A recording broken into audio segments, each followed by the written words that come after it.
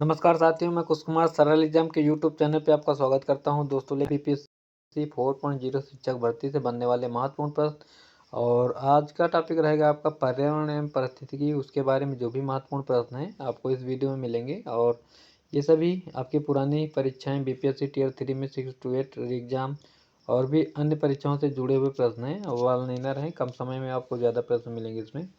तो क्लास अच्छी लगे तो कमेंट करना ना भूलें। तो शुरू करते हैं आज का हमारा पहला प्रश्न है हमारा, प्राकृतिक संसाधनों के संरक्षण के लिए अफ्रीकी सम्मेलन आयोजित किया गया था। तो ये 1968 में किया गया था। और आगे बात करें, भारत में घड़ियाल प्रजनन केंद्र स्थापित किया गया। तो ये मुरैना है कहाँ, तो मध्य प्रदेश में पड़ेगा। और गिद्ध संरक्षण केंद्र की बात करें तो ये आपका उत्तर प्रदेश के महाराजगंज में। और बात करें डॉल्फिन प्रजनन केंद्र है तो ये आपका पड़ेगा पटना, बिहार में। नेक्स्ट प्रश्न हमारा, हरित हाइड्रोजन प्राप्ति का तरीका क्या है, तो इलेक्ट्रोलाइसिस है इसका तरीका। और राष्ट्रीय उद्यान में सुरक्षा दी जाती है तो संपूर्ण पारिस्थितिकी तंत्र को। बायोगैस का प्रमुख घटक है तो मीथेन जो होता है बायोगैस का प्रमुख घटक होता है। इसका सूत्र बताएं तो CH4 इससे होता है इसका मीथेन का। और यह प्रमुखतः दलदली भूमि या जानवरों के जो वो करते हैं ना, जुगाली करने वाले पशुओं के मुंह से भी मीथेन निकलता है। सूखे हुए कुएं से मीथेन गैस निकलती है और गोबर गैस से भी निकलता है। आगे बात करें, पर्वतीय क्षेत्र में पक्षियों के अधिकाधिक प्रजातियां जंगल में निवास करती हैं तो चीड़ के जंगल में। और शांत घाटी साइलेंट घाटी के नाम से किसको जाना जाता है, तो केरल राज्य को जानते हैं। अम्लीय वर्षा के लिए प्रदूषक कौन है, तो सल्फर डाइऑक्साइड होता है। और इसी की वजह से ताजमहल का पीलापन हो गया है, क्योंकि मथुरा रिफाइनरी का जो धुआं होता है वो इधर आगरा साइड में घूमने की वजह से उसका कलर जो सफ़ेद से पीला हो गया संगमरमर का। तो इसका मेन वजह है सल्फर डाइऑक्साइड होता है। और सबसे ज़्यादा बारिश की बात करें तो अम्लीय वर्षा इधर नॉर्वे में होती है। और सबसे पहले बात करें तो अम्लीय वर्षा हुई थी स्वीडन में। और आगे बात करें नेक्स्ट, तो वायुमंडल में ऑक्सीजन का बृहद एवं उच्च स्रोत कौन सा है, तो जंगल के पौधे के प्रकाश संश्लेषण से। और राष्ट्रीय उद्यानों का सही सुमेलित क्रम कौन सा है, तो गुइंडी तमिलनाडु में है, महावीर भगवान महावीर गोवा और बलपक्रम ये मेघालय में पड़ेगा। आगे बात करें, खाद्य श्रृंखला में कीट भक्षी पौधे की पौष्टिक स्तर का नाम क्या होता है, तो उत्पादक होता है। और लाइकेंस में शैवाल एवं कवक का रिश्ता पारिस्थितिकी में कहलाता है तो सहोपकारिता कहते हैं इसको। हवा की गुणवत्ता एवं वायु प्रदूषण नियंत्रण में एसपीएम प्रयोग होता है तो एसपीएम का तात्पर्य क्या होता है, तो निलंबित कणिका तत्व होता है। ठीक। और एक खाद्य श्रृंखला है तो घास, फिर घास को हिरन खाएगा और हिरन को बाघ खाएगा। थर्ड नंबर पे बाघ होता है मांसाहारी। और एक खाद्य श्रृंखला में पोषक स्तर का ऊर्जा स्तर में से सबसे अधिक होता है तो उत्पादक होता है, जैसे कवक, फंजाई, वो बहुत सारी लाइकेन वगैरह। और उल्टे सीधे दोनों प्रकार के पारिस्थितिकी पिरामिड पाए जाएंगे तो जीव भार का पिरामिड उल्टा सीधा दोनों होता है। मेलघाट टाइगर रिजर्व का संबंध कहाँ से, तो ये आपका महाराष्ट्र में पड़ेगा। शांत घाटी अभी बताएं केरल। और मृत जीवों के अब घटक हैं तो वायरस, जीवाणु और कवक होते हैं। वह जानवर जो मांस खाता है तो कार्निवोर होता है, जो मांस खाता है जानवर है। और हिमालयी भूरा भालू एशियाई जंगली भैंसे और रेगिस्तानी लोमड़ी को उदाहरण तो दुर्लभ प्रजातियों के संख्या में इसको गिना जाता है IUCN में। और गैस को वायुमंडलीय प्रदूषक माना जाता है तो सल्फर डाइऑक्साइड जो वायु प्रदूषण का मुख्य कारण है। और जैव निम्नीकरण पदार्थ है तो लकड़ी और रुई। साबुन एवं डिटर्जेंट स्रोत हैं कार्बन प्रदूषण के, जैसे ग्लिसरॉल और पॉलीफॉस्फेट और सल्फोनेटेड हाइड्रोकार्बन। नेक्स्ट है, ऑटोमोबाइल्स निकाय एग्जॉस्ट का सबसे खतरनाक धातु कौन सा, तो सीसा, लेड बोलते हैं जिसको, तो सीसा होता है। और ओजोन छिद्र अधिक स्पष्ट होता है तो दक्षिणी ध्रुव पे सबसे ज़्यादा दिखाई देगा। WWF यानी वर्ल्ड वाइड लाइफ फंड का पशु चिन्ह कौन सा है, तो विशालकाय पांडा है इसका। और मानव गतिविधियों के कारण पर्यावरण प्रतिकूल परिवर्तन कहलाता है तो पारिस्थितिकी क्षरण कहते हैं इसको। और एक सिंह गैंडा का गृह राज्य कौन सा है, तो असम का काजीरंगा है। और भारत का सबसे पहला ये उद्यान है जो काजीरंगा, जिसमें मोबाइल सैटेलाइट से जानवरों की निगरानी होती है। ठीक। आगे बात करें भगवान महावीर वन्य जीव अभ्यारण्य, तो ये आपका गोवा में पड़ेगा, अभी हम दिखाए थे ऊपर। और आगे, भारत का कौन सा स्थान जैव विविधता हॉट स्पॉट है, तो पश्चिमी घाट को कहते हैं। और जैव विविधता हॉटस्पॉट, और BOD यानी कि जैविक ऑक्सीजन की मांग, बायोलॉजिकल ऑक्सीजन डिमांड जिसे बोलते हैं कि उच्च मात्रा इंगित करती है तो पानी बहुत प्रदूषित है। ठीक, इसमें ऑक्सीजन की मात्रा कम होगी। और वायुमंडल की किस परत में हवाई जहाज उड़ते हैं तो ये समताप मंडल में उड़ते हैं, और समताप मंडल में ही होता है आपका ओजोन परत, इस का जो हवाई जहाज के उड़ने की वजह से इसमें दिक्कत हो रही, समताप मंडल में ओजोन परत जो पाई जाती है। ठीक, इसकी ध्वनि से नुकसान होता है ओजोन क्षरण में। और आगे बात करें, इसकी ऊंचाई तो 15 से 35 किलोमीटर की ऊंचाई पे होती है ओजोन परत है। और पर्यावरण के लिए किससे खतरा है तो जनसंख्या वृद्धि से, क्योंकि जनसंख्या वृद्धि होगी तो जाहिर सी बात पेड़ों को काटेंगे और अपना निवास स्थान या खेती के लिए स्थान बनाएंगे।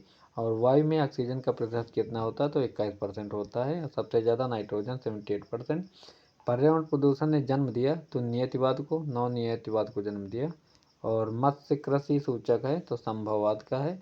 वायु प्रदूषण का प्रभाव प्रायः पाया जाता है तो फूलों पर, पत्तियों पर। ठीक, अजीवी कारक हैं तो आर्द्रता होता है। द्वितीय प्रदूषक कौन कौन से होते हैं तो रासायनिक धुंध, ओजोन और अम्ल वर्षा होते हैं द्वितीय प्रदूषक।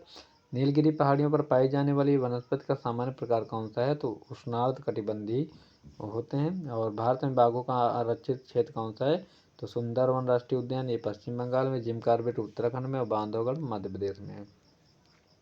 देहरादून में इंपीरियल फॉरेस्ट रिसर्च इंस्टीट्यूट की स्थापना कब हुई थी तो 1906 में। अगर बात करें 1906 की घटना कौन सी थी तो याद रखना 1906 में मुस्लिम लीग की स्थापना हुई थी ढाका में सलीमुल्लाह के नेतृत्व में। और ये लॉर्ड कार्जन का समय था। 1905 में बंगाल विभाजन इसके पहले ही हुआ था।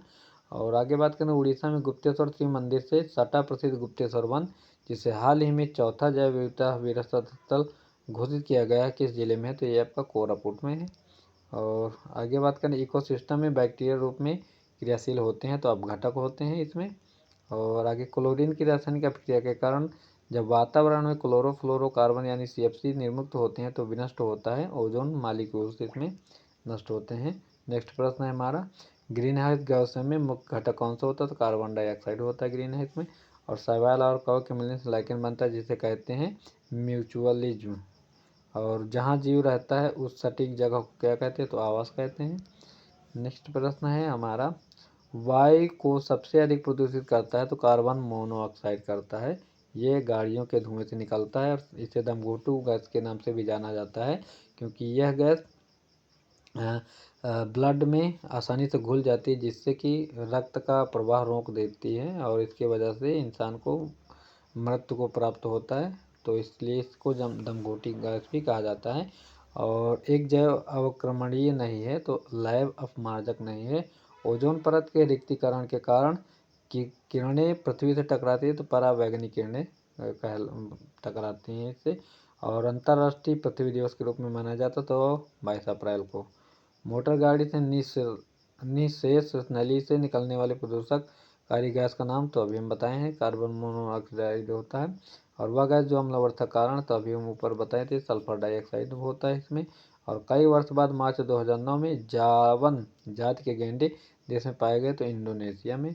और समुद्र के हरित पौधे मछलियों के शोषण हेतु लाभप्रद होता है क्योंकि वे ऑक्सीजन उत्सर्जित करते हैं। ठीक, और वायुमंडल में ओजोन परत के क्षरण के लिए रासायनिक पदार्थ जिम्मेदार होता है तो क्लोरोफ्लोरोकार्बन होता है। ये आपका शीतलक से निकलते हैं यानी कि जो प्रिंटर मशीन होता है और फ्रीजर और शीतलक वाली जो चीज़ें होती हैं। भारत में नामदफा नेशनल पार्क कहाँ है तो नामदफा आपका अरुणाचल प्रदेश में पड़ेगा। सबसे पहले अंटार्कटिका के ऊपर ओजोन क्षेत्र की खोज कब हुई थी तो ये वर्ष 1985 में हुई थी। सर्वाधिक वन आच्छादित राज्य कौन सा है तो प्रतिशत के क्षेत्र में मिजोरम है। और सबसे ज़्यादा अगर वन पाए जाएँ तो मध्य प्रदेश होगा।